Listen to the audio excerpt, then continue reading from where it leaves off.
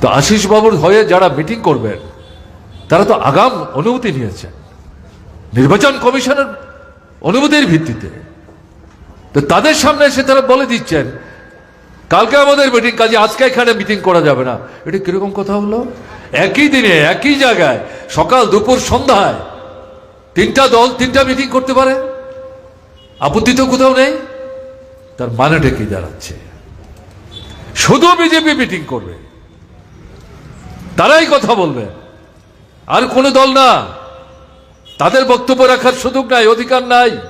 তো নির্বাচন কমিশন ঠুটু জগন্নাথ, কাঠপুতুল।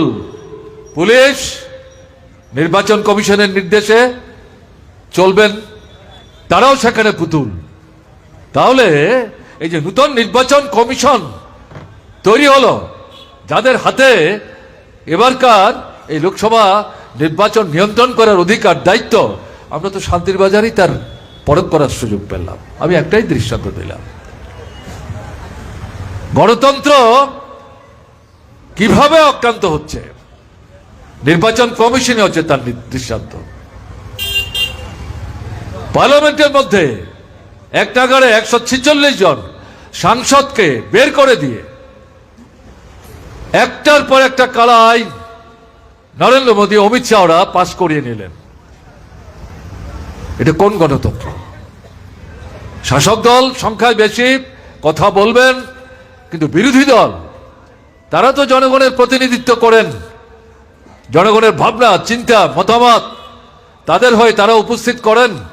শাসক দলের দায়িত্ব হচ্ছে তাদের কথা শোনা। শাসক দলের বক্তব্যের মধ্যে যদি কোথাও ফাঁক থাকে, অসম্পূর্ণতা থাকে, যদি শিখতে চান, বিরোধী দলের বক্তব্য শোনার মধ্য দিয়ে নিজেদের সংশোধিত হওয়ার সুযোগ নিতে পারেন। আমরা নিতাম তো, বিধানসভার মধ্যে নিতাম তো। আশিস বাবুকে জিজ্ঞেস করুন, তো কংগ্রেস দলের বিধায়ক ছিলেন, সুদীপ বাবু চলে গেলেন, কংগ্রেস দলের বিধায়ক ছিলেন, বিরোধী দলের নেতা ছিলেন, বিল উপস্থিত করেছি আমরা, নতুন আইন তৈরি করার চেষ্টা করছি। এর উপর তারা বক্তব্য রাখতে গিয়ে তাদের মতো করে, তাদের ভুল কোথায়, ফাঁক কোথায়, ফুকর কোথায় চিহ্নিত করে আরো বিস্তৃতভাবে আলোচনা করা দরকার। আমরা তুলে নিয়েছি বিল, সিলেক্ট কমিটি তৈরি করেছি। শাসক দল বিরোধী দল প্রায় সমান সংখ্যক, তাদের হাতে এই বিল তুলে দিয়ে আমরা বলছি পরীক্ষা নিরীক্ষা করুন, ঠিকঠাক করুন। বিরোধী দলের বন্ধুরা যে প্রশ্ন তুলেছেন তার মধ্যে যদি বাস্তবতা থাকে তাহলে আমাদের আইনটাকে সংশোধন করতে হবে। এটার নাম গণতন্ত্র। দেশের প্রধানমন্ত্রী তিনিই তো নিজের হাতে গণতন্ত্র ভাঙছেন। আপনারা শুনছিলেন আমার সিপিআই এমএল এর যিনি নেতা শ্রীযুত কর্মকার বক্তৃতা করছিলেন, অনেক তথ্য দেন তার বক্তৃতায়। এগুলো তো অনেক সময় ভালো ভালো তথ্য থাকে।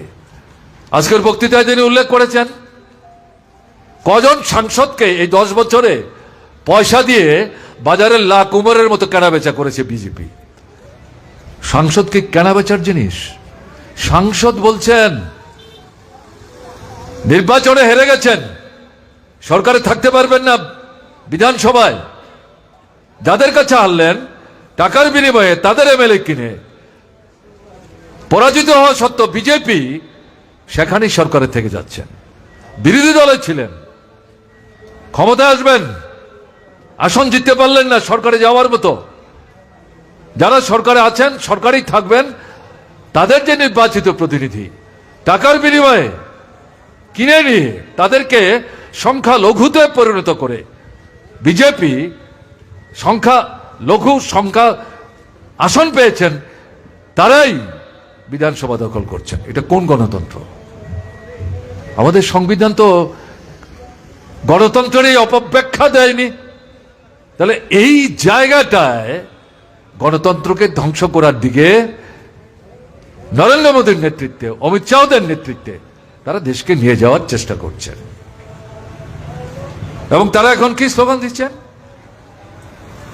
400 আসন চাই, 370 বিজেপি, বাকি 30 তাদের যে 33 দলের জোট তাদের মধ্যে ভাগ হবে। তাহলে বুঝতে পারছেন 33 দলের মধ্যে বিজেপি এক দল, তারা একলাই হচ্ছেন 370, আর বাকি যে 32 দল তারা সবাই বলে 30। তাদের যে জোট তার মধ্যেই তো গণতন্ত্র নেই। আমি আপনাদের বুঝার জন্য ব্যাপারটা উল্লেখ করলাম, তাদের মধ্যেই তো গণতন্ত্র নেই। এখন তাদের সঙ্গে যারা আছেন তারা বুঝে নেবেন, তাদের সমস্যা তারা কেনারা করার চেষ্টা করবেন। আমি জনগণকে ব্যাপারটা উপলব্ধির মধ্যে নেবার জন্য এই দৃষ্টান্তটা এখানে উপস্থিত করবার চেষ্টা করলাম। এই যদি চলে গণতন্ত্রের অস্তিত্ব কি করে থাকবে? এটাতে সংবিধানের বেদমূলে আক্রমণ করছে, সংসদীয় ব্যবস্থাটাকে ধ্বংস করে দেওয়ার চেষ্টা করছে। এরা যদি এবারকার নির্বাচনে নির্বাচক মন্ডলীর ভুলের সুযোগ নিয়ে প্রলোভনের ফাঁদে পা দিয়ে তারপরেও যদি এত সমস্ত কিছু জেনে বিজেপিকেই মানুষ ভোট দিয়ে সরকারে বসায়, সম্ভবত এই 2024-এর 19 এপ্রিল থেকে আরম্ভ করে জুনের 1 তারিখ পর্যন্ত যে ভোট হচ্ছে 7 দফায়, এটাই বোধহয় ভারতবর্ষের স্বাধীনতার পর সর্বশেষ ভোট হবে। আমরা বলছি না, বিজেপি ছাড়া দেশের বিভিন্ন রাজনৈতিক দল, রাজনৈতিক ব্যক্তিত্ব তারাই প্রশ্নগুলি তুলতে শুরু করেছেন। কাজে আপনাদের ঠিক করতে হবে, আপনাদের ঠিক করতে হবে। ভোট চান, বিভিন্ন দল মতের মানুষ স্বাধীনভাবে কথা বলুক, মন খুলে সমালোচনা করুক, বিকল্প ভাবনা উপস্থিত করুক, দল করুক বা না করুক, যাদের পছন্দ হবে তাদের কর্মসূচির কথা জেনে নিজের জীবনের অভিজ্ঞতার সাথে মিলিয়ে কাকে ভোট দেবেন দেবেন না তারা ঠিক করুক। এই যে অধিকার, এই অধিকার ধ্বংস করে ফেলবে বিজেপি, তাদের আপনারা সমর্থন করবেন, তাদেরকে সরকার আসতে দেবেন? এটা বুঝবার জন্য আপনাদের কাছে আবেদন করছি। আমাদের আসার উদ্দেশ্য এটাই।